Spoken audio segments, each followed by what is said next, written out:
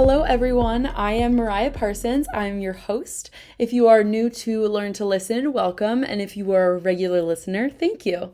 Learn to Listen is a mental health and wellness podcast designed to encourage vulnerability in storytelling and to empower through empathy. If you like the show, please go subscribe on your favorite listening platform. I also have built out our social media. So we are on Instagram, Facebook, Twitter, TikTok, YouTube, the whole, every channel, omni-channel experience. Wherever you like to find your content best, it's there for you.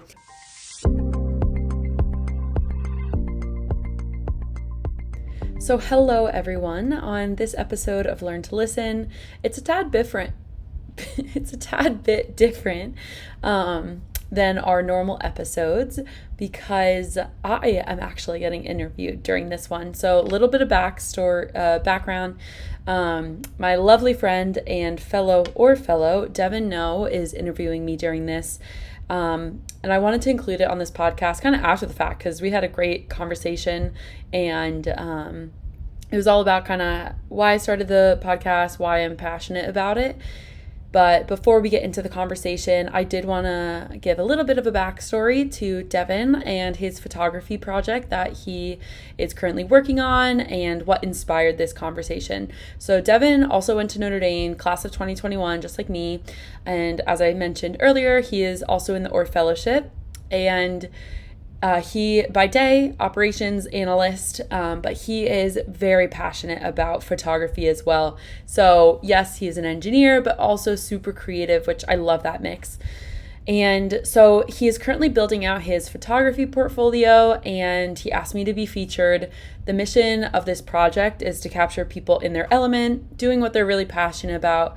And for me, that was podcasting. So it was an honor to kind of see Devon in his element, see how he is super intentional about taking pictures, capturing all the different little parts that go into, someone's personality and someone's projects. So if you're in the Indianapolis area and you're looking to get involved with Devon and his photography, please check him out via the link in this episode description or reach out to either myself through socials or our email or him as well. It was a really fun conversation and I think insightful. So I'm excited for you all to listen to it.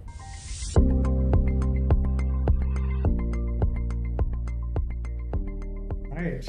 So basically, the way this will end up is like a snippet about what you do. Like this whole thing was focused on the podcast. Yeah. So I just want to get a more behind the scenes of what inspired you to get it started?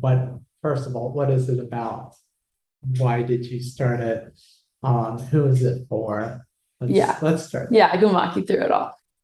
So I think the easiest way to start is what it's about. So Learn to Listen is the name of the podcast, and it's all about exploring vulnerability, really encouraging people to be vulnerable, and then empowering through empathy. So that's kind of like our little show tagline. And so the premise of the podcast, I welcome anyone. That's why I've kept it open to anyone, but really people who want to explore their own narratives, like share their perspectives that they've learned throughout life. So that can be anywhere from trials and tribulations, successes and challenges, kind of get like a good mix of a background of someone's story, where they're currently at, and then where they're looking to be.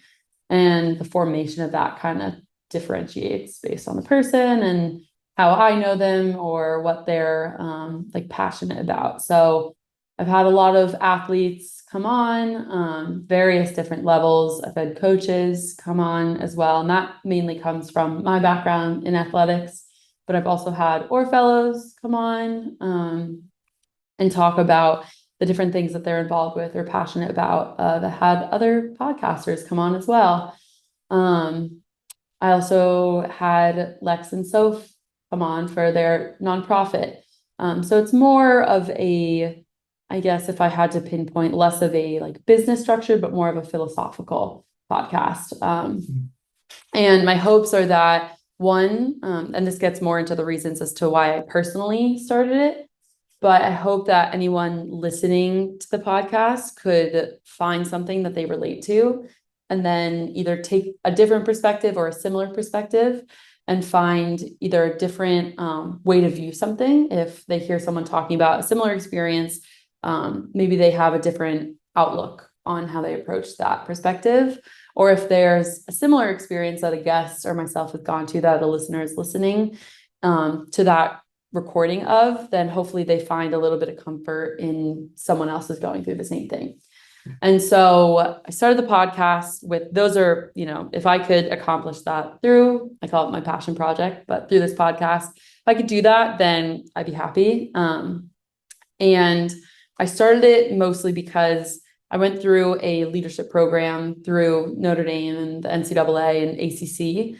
And it was all about exploring what kind of person you wanted to be after college, after athletics, kind of helping with that transition away from sport. And I knew that I wanted to focus and really be like learn and try and expand my mindset on like mental health advocacy. And so at the end of that leadership program, they basically asked, and they were like, you know what, you've done all this thinking, you've done all this proving out of an idea. What are you going to do with it?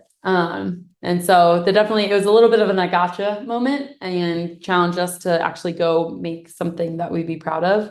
And so I was just like, you know what, I'm going to start a podcast, even if it's just for myself, to challenge myself to like continue being vulnerable and sharing my story, because there were moments in life that I definitely struggled too.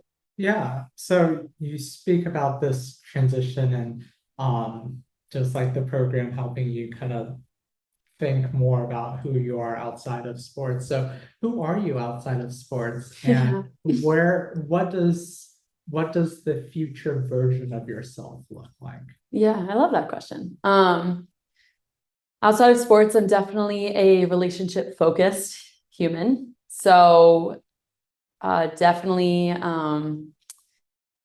outgoing, I'd say, optimistic. I like to spend my time with people and getting to know them, getting to understand them better so I can understand how to be a better friend, family member, coworker, whatever the relationship looks like. Mhm. So I would say I'm more of an extrovert for sure. And I think you could probably attest to that. And then I consider myself a very strong mental health advocate. I volunteer with a program called Athletes for Hope, and they really help with that like transition away from sport. Yeah. And so I don't know if I have like a solid answer as to what like I would say. Like I am right now, I'm a marketer for my job, but I don't know if that's like something I strongly identify with yet in terms of, oh, I'm not an athlete anymore, therefore like my occupation, marketer, like is that really what I think about? And I think that's something I've struggled with in the past, where it was like my whole identity, I feel like, was all towards athletics or being a good friend, like being a good person. And so I don't, I'd like to think I haven't dropped off on the being a good person part, but I'm still kind of trying to figure out what fills in athlete, that athlete profile. And maybe it will be a podcaster. Yeah.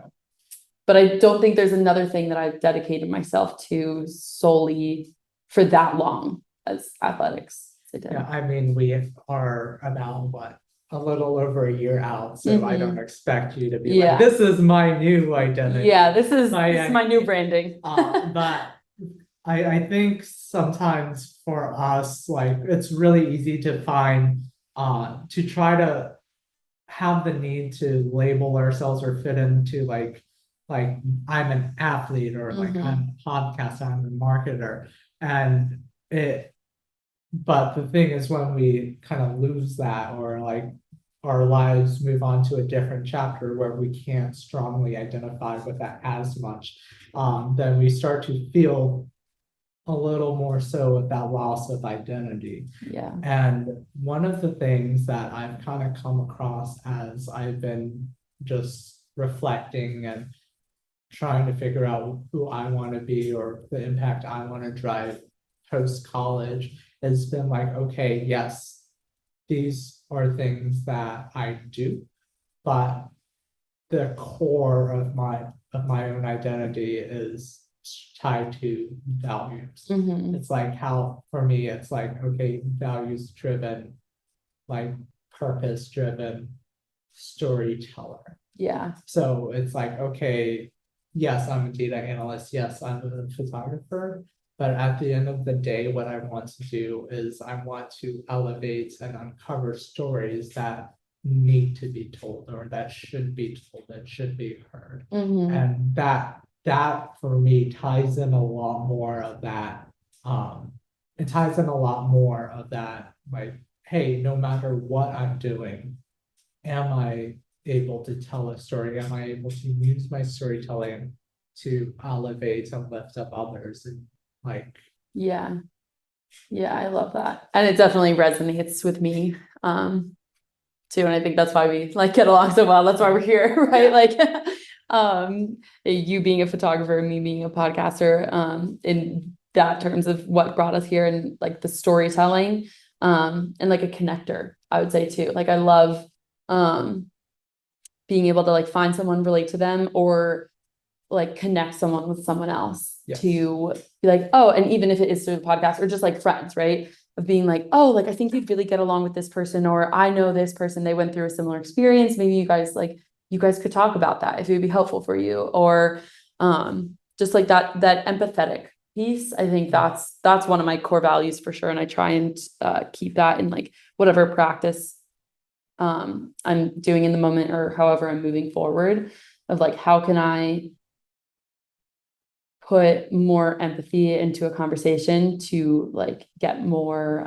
connection, or like more genuine conversation. How can I like present myself or others, or like ask questions so that someone else feels comfortable doing so. yeah. So as you started this journey for podcasting and reflecting on your own values and tying this into the podcast, what has that journey looked like from the very beginning? How did you like identify like, oh, these are people's whose stories I want to like explore more of or share? Yeah, so I actually just like pulled it together pretty quickly. And in the beginning, I had a little bit, it was like both a blog and a podcast that both fell under Learn to Listen. And so the podcast was going to like, is still the same as like from day one, hasn't really shifted the vision there. But the blog was more of a source of like other people would write, like I would ask other people, oh, are you comfortable sharing your stories, or will you be willing to? And so I had like 12 in the moment, and then, or, after a month or so, and it was just getting to be too much with graduation coming up. I'd started it fall of senior year.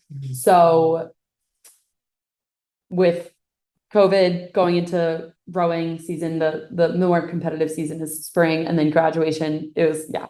I couldn't do both the podcast and the blog. So kind of how I've used that is, I still have those, and I'm going to incorporate those blogs into the podcast in some way. But for the podcast specifically, I go about finding guests, either like reflecting, being like, okay, who do I think would provide value, or who have I heard speak that I think would be one comfortable coming on a podcast? Because I do realize there's that element of where coming on a podcast could be very scary. Absolutely. It really depends on like the personality and just like their exposure to like being on air or even being recorded. Yes. Yeah, exactly. And some people are not comfortable with, being super vulnerable on, in the public eye. And so I like to be pensive about and intentional about who I choose. But the first guest I had on was actually Father Pete McCormick from Notre Dame. Stop. Yeah. Priest and resident at Father. Yes. Awesome personality. Awesome human. And so that just came about because I simply wanted to get to know him more before graduating. And I had told myself, I was like, that would just be a really cool way to kick it off if I tried to reach out to him, see what he would say. And I was kind of like, there's nothing stopping me. Like, why not just email him? Right. Like, even if I get a no, whatever, or get no response. And immediately he was like, oh my gosh, that'd be so cool. I was like, okay, it's like actually happening. And so that's when I kicked off like the podcast. I recorded it at the WVFI radio station. Nice. Yes, my roommate Sophia, she was the manager of the station. Yeah, so definitely I was on the live radio side. Yes, yeah, that's what I thought. So she definitely helped me with that. And then where I went from there, I just started choosing people that I thought would have an interesting perspective. So like in the earlier days, some of them were people that I met through that NCAA Notre Dame program. So a couple of different athletes and coaches from there. And then I've also just like cold outreach through Instagram or email, like ask people to connect me with other people. Just like, hey, would you be interested? This is kind of what I'm doing right now. Super low stakes, but I have fun with it. And I would love to kind of hear more about what you have to say. So that's how I've gotten people to come on the podcast as well. And then, yeah, just like friends and family. Yeah. Yeah. So as you've been going through that process and like trying to flesh this out a little bit more, what have been some challenges you faced, or what are things that you've learned in the process of interviewing and like chatting with other people and bringing them onto the podcast? Yeah, so I've definitely learned how to listen and be very present in the moment. So I choose, and I can go into this more, but I choose to do very little prep for the podcast in terms of like in comparison to what other podcasters have shared with me. And I started off doing that automatically, like that. I started doing that, it wasn't intentional. It was just sheerly like time, right? But now I'm happy that I started off on that foot because I don't allow myself or the prep that I've done to get in the way of like the interview and what someone is actually telling me.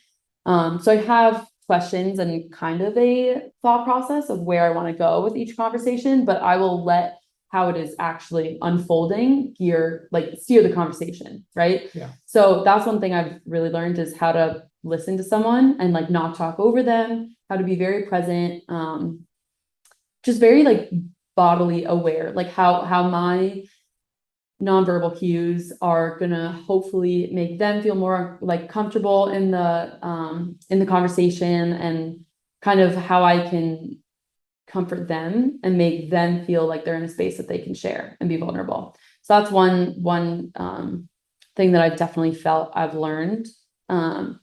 Also another lesson is just all the logistical aspects of editing, right? Like Yeah. I don't have to go into detail about that, but of course, I mean, I had no idea like any AV, like no background in any of it. So I mean, I attempted to start a podcast and my software that I used was GarageBand. yeah. So There you go. I didn't make it past episode 1. That is comical, Devon. I love that. And then I would say like the bigger life lesson that I'm still navigating through is a mix of imposter syndrome, but then also how do I self promote and like be proud of myself without it coming off as like arrogant. So the imposter syndrome side of it is more, I'm interviewing someone and depending on who they are. And this goes, I also host my work podcast. So, if I'm interviewing a CEO and I'm sitting there a year and a couple months out of college, I'm like, oh God, what am I doing? Right. Like, or I've had like professionals in the either neuroscience or mental health space or like investor also come on, and they're for Learn to Listen, and they're talking about all these other things that I'm like, I have no idea. I'm like, what is that? What are taxes? Like, right? Like, what is the adult world? And so I get some of that imposter syndrome for sure. There was also a little bit of insecurity starting out, right? Like just anyone I feel like can tell you, listening to your own voice, watching your video back. I hate the sound of my own voice, Yes. and I hate even more watching my video. Yes, Yeah. exactly. And I think any person can relate to that. And it's funny, I grew up singing like very, very little, but so I learned that like the voice that you hear inside your head is obviously different from the voice that you project, and how like the air in the space fills it. So I knew that lesson, like going in, I've listened back to myself singing and talking growing up, but it still was tough. Like podcasting, I was like, oh my God. Like listening to my own voice, I'm like, dang, if I was friends with myself, I wouldn't want to be friends with myself. I hate the sound of that voice. Yeah. Oh my God. But we're way harder on ourselves than we are other people, right? And so it was also a good practice for me because I have detached that like criticism to my own like work and voice when it comes to podcasting. And so now it's become more of a like, I can take a step back and not be hypercritical about what I'm saying, like what I sound like if I'm saying too much, or if I'm like using filler words to a certain extent, right? So in the beginning, I was like looking for every opportunity, every weird space, every time I took too long of a second to think or to speak, I was trying to edit those out, and that was time consuming and impossible, right? And so I learned very quickly. I think it was like the first episode, I was like, I'm not doing that again. The thing is, like, those filler words, while especially when we're beginning, like it's a good thing to notice them, but it can serve as a like benchmark as we continue to grow and improve, to reflect on that and go back to the first episode and see, oh, I used 25 ums within 3 minutes. Yes.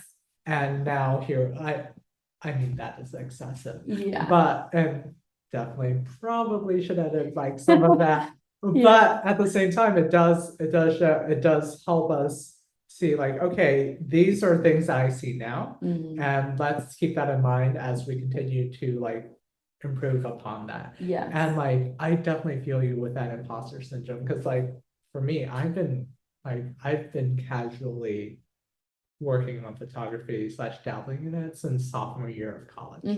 And yes, I was able to produce like very good images.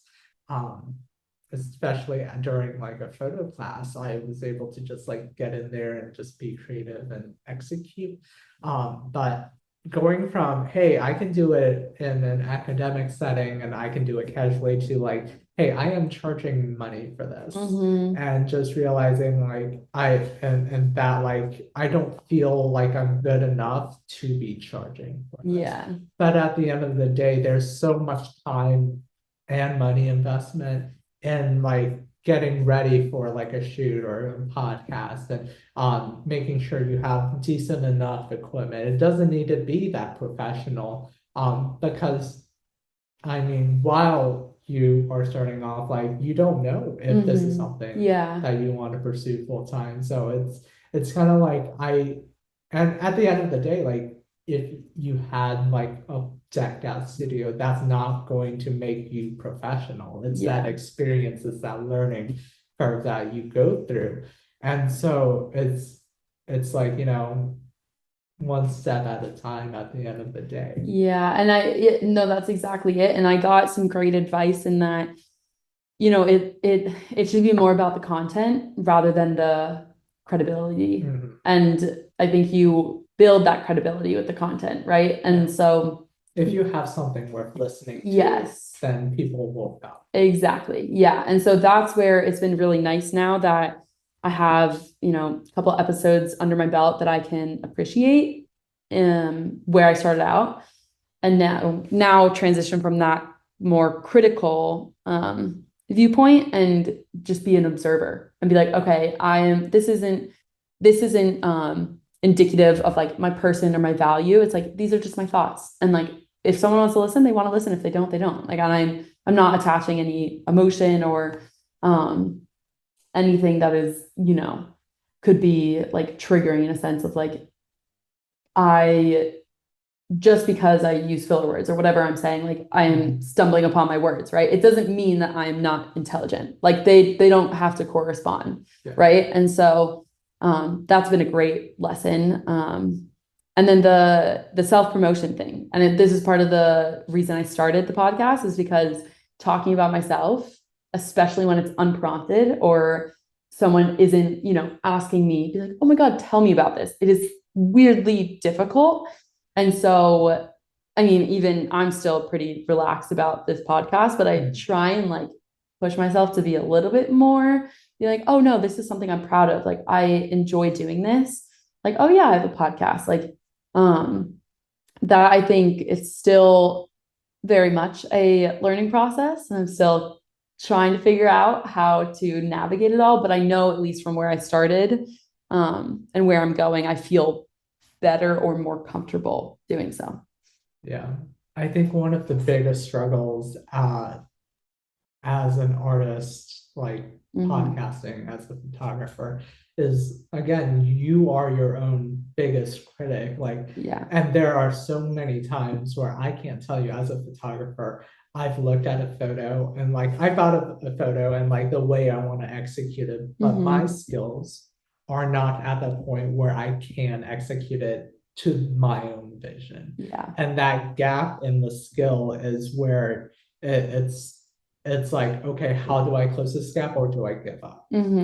Because I love that. You don't know how long it's going to take to build up that experience and that just like understanding of what needs to happen to get that vision to translate. And oftentimes, like with drawing or with any art, it's like, okay, we want it to be, this is the vision we're having, and if it doesn't meet it, it is crap, end of story. And so like I feel like you've started to navigate yourself out of that like self-critique, well, out of that very critical mindset of, hey, this doesn't execute to my vision, but like, we are learning from this experience, we are growing, this is still something, a story worth telling, even though it doesn't meet that like high standard and vision that I had. Yes, exactly. And I can appreciate that. And maybe it's just maturity, honestly. But yeah, I can appreciate that there's still a lot of learning and growth. And I mean, even if no one listens to my podcast, I know that the things that I'm talking to people about, I'm reassured by, and I like learning about either way. So even if it wasn't like a recorded conversation, it was just a conversation I was having over coffee, I'm still happy to have those conversations. And so I definitely relate to, even if it isn't like executed to perfection or whatever, there's like goals I don't meet or something like that. I know that when I like fundamentally what I'm doing, I really, really love doing it. It gives me happiness. So that's like table stakes, right? Like that's the minimum of what I can ask for. Yeah, like for me, sometimes I think to myself, if I recorded myself just throughout the day of random things I say to myself and piece together the like intelligent things, I could probably make it. I could probably get something out there. Yeah, exactly. Like, do you know how smart I am when I'm like talking to myself every day? The thoughts that come through my head, I mean, there's good ones. There's good ones, that's for sure. And then that comes into that like whole self-promotion of like, okay, where is that balance of, okay, I'm promoting my content and because I think it's valuable, it gives people something to take away. But also like maintaining that, like, I'm like by no means a domain expert in like what I'm talking about, or like I'm not like, I know I'm not the best, but like, everyone, like it's so easy for us to compare ourselves to those who already have like years or like decades of experience or just being in the field and has had that time to fail Mhm. and over again and learn from those mistakes. Whereas for us, when we're starting out, we don't have that. And Yeah. it's so easy to just be like, this is the pinnacle of success I'm looking at. And you don't see any of that like build up. Yeah, it's easy to want or try to skip all the stepping stones that get you there. And it would be convenient to skip all of that. Right? Yeah. But then we'd lose that learning, right? So if we'd probably get to the top or like get to our goal and then be like, okay, like where do we grow? Because we didn't know how to get there in the beginning. Yeah. So mean, if you caught someone like you could have the most professional equipment, but if you didn't know how to use it or like you didn't know how to interview someone well, like that goes out the door. Exactly. It doesn't matter like how much like is at the end of the day, it's like what is there that you have to offer. And how are you presenting that? Yeah. And it's that execution of okay, start, middle, finish, rather than let's just use the cheat code and get like see where we get, see where we land. Yeah, I know it's it's been fun. I feel like that's why I love seeing what you're building out right now with your photography of like being super passionate about what you're capturing and intentional about what you're capturing and like trying to get people in their element of what they love and appreciate doing. And I think that's what's so special about being an artist, because you can have your own like touch on it, right? Like my interviews, I carry a certain way. I like to think that I am like starting to understand my like personal flow, like where I put my own spin on things, just like photography, right? Like it's your own vision. And even though someone else might be the focus, it's like you're able to put your touch on it. And that's part of the learning is like, how do you make it your own without detracting from the art? And I think that's what's really what cool. is my way of elevating this? Yes, exactly. That's really like I've thought about it that way in a sense, but I feel like you just put it in words right there. Can you tell? Podcasting, right? I mean, if I spoke more and heard from more people, maybe I could fix. You just validated everything about me, Devon. No. Thank you. Yeah, so at the end of the day, so we've covered a little bit of like why you started and like stuff you learned about and who's it for. At the end of the day, it's about elevating those voices, right? It's about like driving that value for others to listen to, but also to hear that message yourself. What has been one of the messages that you've kind of taken away from your interviews? Yeah, I love that. I will say something that recently has really stuck around for me is I was talking to a coach for a professional women's soccer team, Beverly Yanez. She's awesome. But she and I were talking about obviously athletics, and she gave me a perspective or a point of view that I never really thought about before, and that's like coaches' mental health. And so in undergrad, I was very, very, very passionate about athlete mental health, but overall just like anyone's mental health. And it was definitely there were times where people that should have been leading or like people I looked up to or mentors didn't necessarily see the importance that mental health could play in someone's life and athletic performance. And so I had kind of, I think in that thinking, because I was the athlete, I was like, I know how hard it is to be the athlete. But she, Beverly, gave me the different perspective of a coach and their mental health, right? Like how they might be put through different challenges than what we would be put through. And so I kind of, as an athlete, I kind of took that, and even though, like put yourself in someone else's shoes, it's hard when you're personally really affected by a relationship to do so. And so kind of was a nice reminder that there are leaders out there who recognize the importance of mental health and that it isn't a one size fits all, right? Like just because someone who should have been a leader, who should have been a mentor, didn't see the importance there, doesn't mean that that carries over to other mentors and leadership. And so that was a nice takeaway. And it really reminded me that perspective can obviously shape your opinions. And it was almost a relief to hear her talk about how she's now coaching athletes and helping unwrite some of the wrongs that have been done in the past, by way of just progressing towards a better understanding of humans overall. So I think that recently, that's something that's really stuck with me. All right. Okay. Well, thank you for your time today. Of course. Thank you, Devon.